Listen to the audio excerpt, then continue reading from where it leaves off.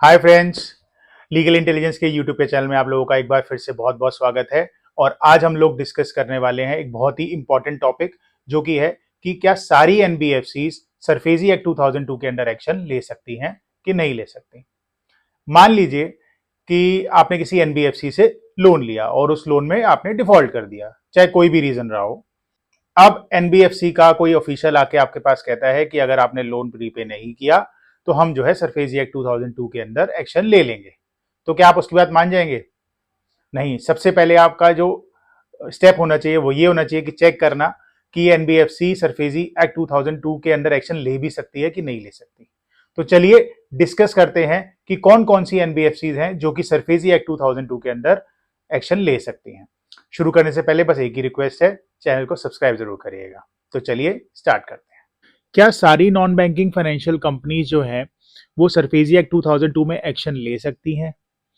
इस सवाल का जो जो जवाब है वो है नहीं।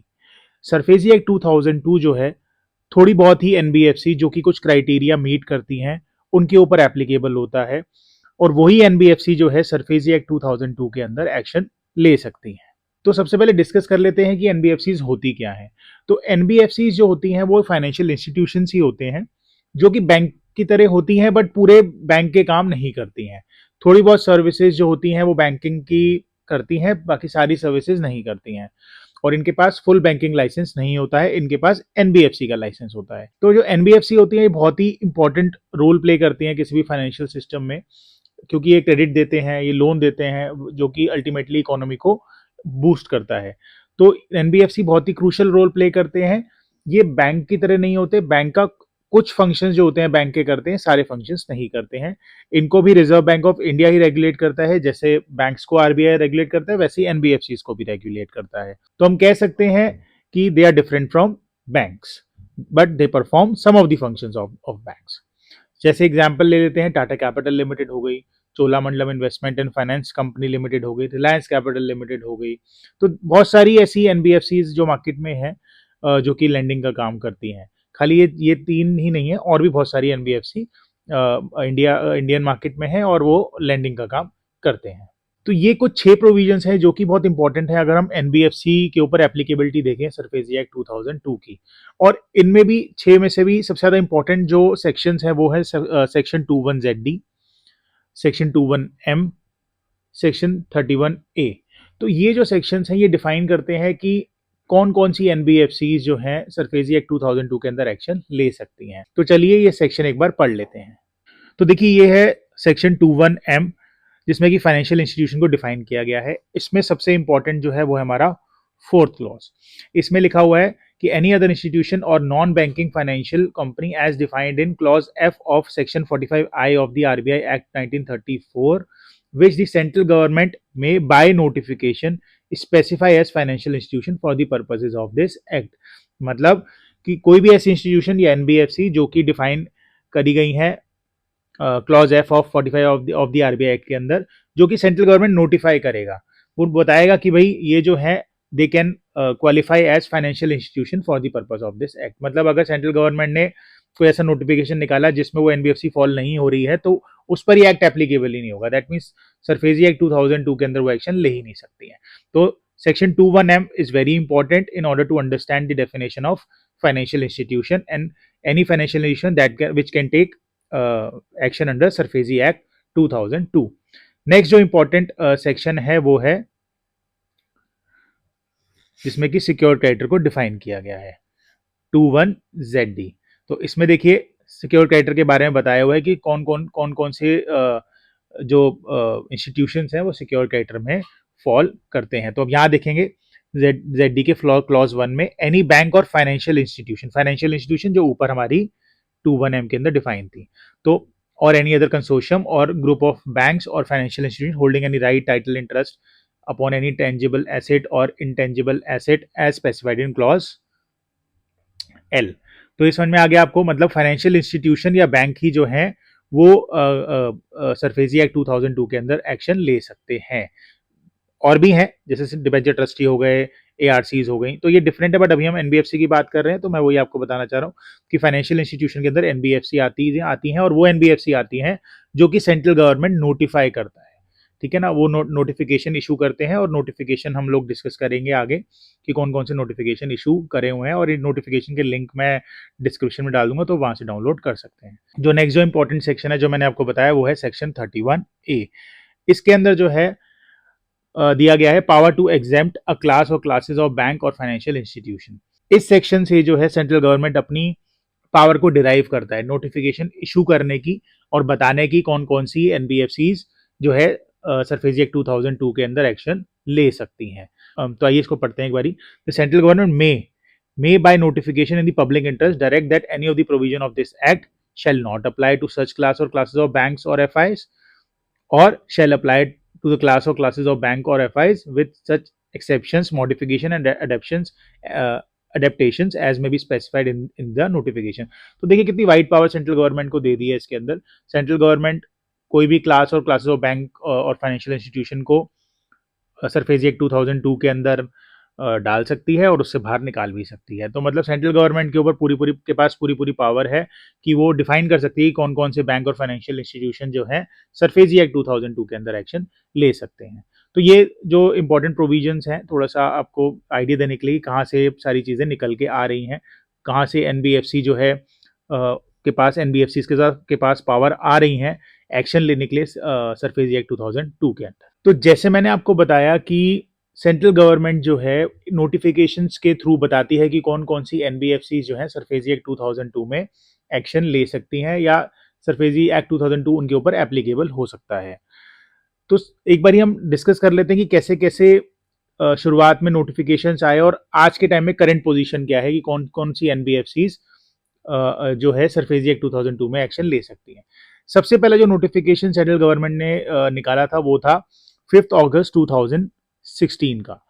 इस नोटिफिकेशन में सेंट्रल गवर्नमेंट बिल्कुल क्लियर किया था कि जो एनबीएफसीज हैं जिनका एसेट साइज जो है as per the latest balance sheet 500 crore रुपए या उससे ज्यादा का है एंड सेक्शन 13 टू 19 उन्हीं केसेस में एप्लीकेबल होंगे जिनमें की जो लोन अमाउंट है जो कि सिक्योर्ड लोन दिया गया है वो 1 करोड़ एंड अबव हो। मतलब ये दोनों कंडीशन को जो मीट कर रहा होगा तभी उन केसेस पर ही सरफेसी एक्ट 2002 एप्लीकेबल होगा। फॉर एग्जांपल कि जैसे कोई एनबीएफसी है, लेट्स से एग्जांपल ले लेते हैं चोलामंडलम। अब उसका मान के चलते हैं एसेट साइज जो है as per the latest balance sheet 500 crore से ऊपर का है और आपने लोन लिया चोलामंडलम से लेट्स से 15 लाख रुपए का। तो इस कंडीशन में चोलामंडलम नोटिफाइड एनबीएफसी तो है जो सरफेसी एक्ट 2002 के अंदर एक्शन ले सकती है, बट आपका लोन जो है वो 1 करोड़ से नीचे का है तो ऑब्वियसली सेक्शन 13 टू 19 उस पर एप्लीकेबल नहीं होंगे। सेक्शन 13 टू 19 में आपको बता देता हूँ सबसे इंपॉर्टेंट सेक्शंस हैं जो कि सिक्योरिटी इन्फोर्समेंट से डील करते हैं। तो यही सेक्शन एप्लीकेबल नहीं होंगे, दैट मीन सिक्योरिटी इन्फोर्समेंट नहीं कर पाएगी एनबीएफसी। तो आई होप आपको समझ में आ रहा होगा कि ये दोनों क्राइटेरिया मीट करने हैं। हो सकता है कि एनबीएफसी नोटिफाइड हो, एनबीएफसी से एक्शन ले सकती हो, बट आपका जो लोन अमाउंट है वही अगर 1 करोड़ से कम है तो वो एक्शन नहीं ले पाएगी। इस नोटिफिकेशन के थ्रू 196 एनबीएफसीज को नोटिफाई किया था एज फाइनेंशियल इंस्टीट्यूशंस। तो 196 एनबीएफसीज का जो नाम है वो इस नोटिफिकेशन में लिखा हुआ है। ये नोटिफिकेशन का लिंक जो है मैं शेयर कर दूंगा, वहां से डाउनलोड कर सकते हैं। बट अब ये जो नोटिफिकेशन है पुरानी है तो इसका कोई यूज है नहीं, बट आप अपने रेफरेंस के लिए रख सकते हैं। तो ये मैं आपको एक नोटिफिकेशन दिखा देता हूँ ताकि आपको एक आइडिया हो जाए कि कैसे नोटिफिकेशन सेंट्रल गवर्नमेंट इशू करता है और वो नोटिफिकेशन दिखता कैसा है। तो ये जो नोटिफिकेशन है 5 अगस्त 2016 का है जिसके अंदर 196 एनबीएफसीज को नोटिफाई किया गया था जो एक्शन ले सकते हैं सरफेसी एक्ट 2002 के अंदर। तो हिंदी और इंग्लिश दोनों में देखिए, इंग्लिश में इसमें लिखा भी हुआ है कि having asset size of 500 crore rupees and above as per their last audited balance sheet as financial institution. और देखिए ये जो पावर है वो कहाँ से ड्राइव हो रही है, वो देखिए सेक्शन 31A के अंदर ए से ड्राइव हो रही है, securitisation and reconstruction of financial assets and enforcement of security interest act 2002 में। और देखिए इसमें प्रिंसिपल अमाउंट और सिक्योर डेट का अमाउंट भी लिखा हुआ है ₹1 करोड़। तो देखिए सारी जो ये जो 196 एनबीएफसी हैं जो कि नोटिफाई करी थी, तो अगर आप लेट्स से आपने इन सब किसी भी एनबीएफसी में से इनमें से लोन लिया है तो वो सरफेसी एक्ट 2002 में तो अपना एक्शन ले सकते हैं। तो देखिए जैसे रिलायंस हो गया, मुथूट फाइनेंस लिमिटेड हो गया, आईसीआईसी हो गया, एलएनटी हो गया, तो बहुत सारी हैं, इसमें आपको सारी दिख जाएंगी। कौन कौन सी एनबीएफसीज हैं जो कि सरफेसी एक्ट 2002 के अंडर एक्शन ले सकती हैं, जो क्वालिफाई करती हैं एज फाइनेंशियल इंस्टीट्यूशन। देखिए इक्विटास फाइनेंस हो गया, ये सारी देखिए, और ये इक्विटास माइक्रो फाइनेंस हो गया, एक्सिस हो गया, और ये टाटा इन्वेस्टमेंट कॉर्पोरेशन लिमिटेड हो गया, कारवी फाइनेंशियल सर्विसेज लिमिटेड हो गया। तो ये सारी जो एनबीएफसीज हैं ये नोटिफाई करी हुई हैं और ये एक्शन ले सकती हैं। 196 कुछ एनबीएफसीज हैं। सेकंड जो नोटिफिकेशन आया था वो आया था 27 अगस्त 2018 का, देखिए 2 ईयर्स के बाद सीधा सीधा। तो जब ये आया था, इसमें 46 एडिशनल एनबीएफसी को नोटिफाई किया था as financial institution by the central government. तो 196 के अलावा 46 और ऐड कर दी गई थी जो कि सरफेसी एक्ट 2002 के अंदर एक्शन ले सकती हैं अगर कोई भी सिक्योर्ड लोन का डिफॉल्ट होता है तो। नेक्स्ट जो नोटिफिकेशन आया था ये बहुत ही, इसमें ड्रास्टिक चेंज आ गया था एनबीएफसी को फाइनेंशियल इंस्टीट्यूशन के क्राइटेरिया में लाने के लिए। तो ये जो नोटिफिकेशन था वो आया था 24 फेब 2020 को। इसके अंदर क्राइटेरिया ये रिवाइज किया था कि एसेट साइज जो था वो 500 करोड़ से घटा के सीधे 100 करोड़ एंड अबव कर दिया था। तो साफ साफ इसमें इंटेंट दिखती है कि ज्यादा से ज्यादा एनबीएफसी को सरफेसी एक्ट 2002 के अंदर कवर करने की कोशिश करी गई थी।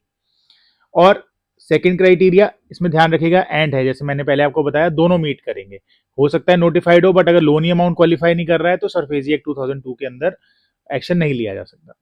सेकंड जो था, जो सिक्योर डेट, उसका जो अमाउंट था वो कितना कर दिया था, 1 करोड़ से घटा के सीधे 50% कर दिया था, ₹50 lakh and above. For example कोई एनबीएफसी है, 100 करोड़ का एसेट साइज था उसका, उससे ज्यादा का ही था, बट उसने आपने उससे लोन लिया लेट से 25 लाख रुपए का। तो अगर आपने लिया तो फिर अगर और आपने डिफॉल्ट कर दिया तो वो एनबीएफसी जो है, although it is a notified financial institution, notified NBFC, but वो आपके अगेंस्ट एक्शन नहीं ले पाएगी सरफेसी एक्ट 2002 के अंदर। तो जो नेक्स्ट नोटिफिकेशन आया था वो आया था सीधे 1 साल बाद, 12 फरवरी 2021 में, जिसमें एसेट साइज तो सेम ही रखा था, 100 करोड़ और मोर। बट इसमें बहुत ही इंपॉर्टेंट चीज इन्होंने चेंज कर दी कि इसके अंदर अमाउंट जो था सिक्योर डेट का 50 लाख से घटा के सीधे कर दिया 20 लाख। मतलब इन्होंने एनबीएफसी को और पावर दे दी कि छोटे से छोटा लोन 20 लाख से या उससे ऊपर का जो लोन है उसके ऊपर वो सरफेसी एक्ट 2002 का एक्शन ले सकते हैं। तो यहाँ पे इंटेंट यही थी सेंट्रल गवर्नमेंट की कि ज्यादा से ज्यादा लोन को सरफेसी एक्ट 2002 के अंडर में लेकर आए। यहाँ पे एनबीएफसी को और एम्पावर्ड कर दिया गया है। छोटे लोनों के लिए भी, लोन्स के लिए भी, छोटे लोन्स के लिए भी एनबीएफसी अब जो है सरफेसी एक्ट 2002 के अंदर जा सकती हैं और सिक्योरिटी का एनफोर्समेंट कर सकती हैं। और जो भी प्रॉपर्टी सिक्योर्ड एसेट दिया है, प्रॉपर्टी दी है, जो भी दिया है, मूवेबल रिमूवल, उसको जो है वो कब्जे में ले सकते हैं और उसको बेच भी सकते हैं। तो करंट पोजीशन क्या है, ये नोटिफिकेशन हमें समझ में आ गया। तो करंट जो पोजीशन है वो यही है कि अगर किसी भी एनबीएफसी का एसेट साइज 100 करोड़ और मोर है as per the latest audited balance sheet, तो वो जो है फाइनेंशियल इंस्टीट्यूशन की डेफिनेशन में आती है और वो जो है सरफेसी एक्ट 2002 के अंदर एक्शन ले सकती है। अब लास्ट ऑडिटेड जो बैलेंस शीट है उसको चेक कैसे करें, वो आप मिनिस्ट्री ऑफ कॉर्पोरेट अफेयर्स की वेबसाइट पे जाके डाउनलोड कर सकते हैं। पब्लिक डेटा है, 100 रुपये आपको पे करने हैं और 100 रुपये पे करने के बाद आप वहां से उसकी बैलेंस शीट निकालिए और वहां से देख सकते हैं कि इसका एसेट साइज कितना है। तो आप ये चेक कर सकते हैं कि जो एनबीएफसी है जिससे आपने लोन लिया है वो इस क्राइटेरिया में फॉल करती है कि नहीं करती है, कि वो सरफेसी एक्ट 2002 में एक्शन ले भी पाएगी कि नहीं ले पाएगी, क्या वो नोटिफाइड फाइनेंशियल इंस्टीट्यूशन मानी जाएगी कि नहीं मानी जाएगी। सेकेंड हो गया कि जो सिक्योर डेट है वो 20 लाख से ऊपर का होना चाहिए। अगर सिक्योर डेट जो है 20 लाख से नीचे का है तो वो जो एनबीएफसी है आपके अगेंस्ट एक्शन नहीं ले सकती है। नेक्स्ट जो सबसे इंपॉर्टेंट चीज है वो ये है, जो क्वेश्चन बहुत लोगों के दिमाग में आता भी है, वो ये है कि सिक्योर डेट क्या हुआ, कितना अमाउंट हुआ, 20 lakh is the principal amount only या प्रिंसिपल प्लस इंटरेस्ट हो गया, तो ये है क्या। तो 20 लाख में सारी चीजें इंक्लूड होती हैं, principal amount, interest, penal interest या चार्जेस, जो भी एज पर अग्रीमेंट, जो आपने लोन अग्रीमेंट किया होगा उसके हिसाब से एप्लीकेबल होंगे, सैंक्शन लेटर के हिसाब से एप्लीकेबल होंगे। तो ये सारी चीजें, जो भी कॉस्ट, जो भी आपके बीच में अग्री हुई है एनबीएफसी के साथ, वो सारी जो आउटस्टैंडिंग मिला के 20 लाख से अगर ऊपर जा रही है और जो एनबीएफसी वो 100 करोड़ से एसेट साइज, 100 करोड़ के एसेट साइज से ज्यादा वाली एनबीएफसी है, तो वो आपके अगेंस्ट सरफेसी एक्ट 2002 के अंडर एक्शन ले सकती है। वो फुल्ली एलिजिबल है, क्वालिफाइड है सरफेसी एक्ट 2002 के अंदर एक्शन लेने के लिए। तो ये कुछ चीजें हैं जो कि आपको ध्यान रखनी है while dealing with the NBFC.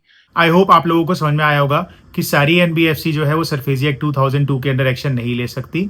कुछ ही एनबीएफसीज हैं जो कि क्राइटेरिया को मीट करती हैं, वही एनबीएफसी सिक्योरिटी इन्फोर्स कर सकती हैं सरफेसी एक्ट 2002 के अंदर। अगर आपकी कोई भी क्वेरी या कंसर्न हो तो आप कमेंट सेक्शन में लिख दीजिएगा, मैं पूरी कोशिश करूंगा उसका रिप्लाई करने के लिए। Thank you so much.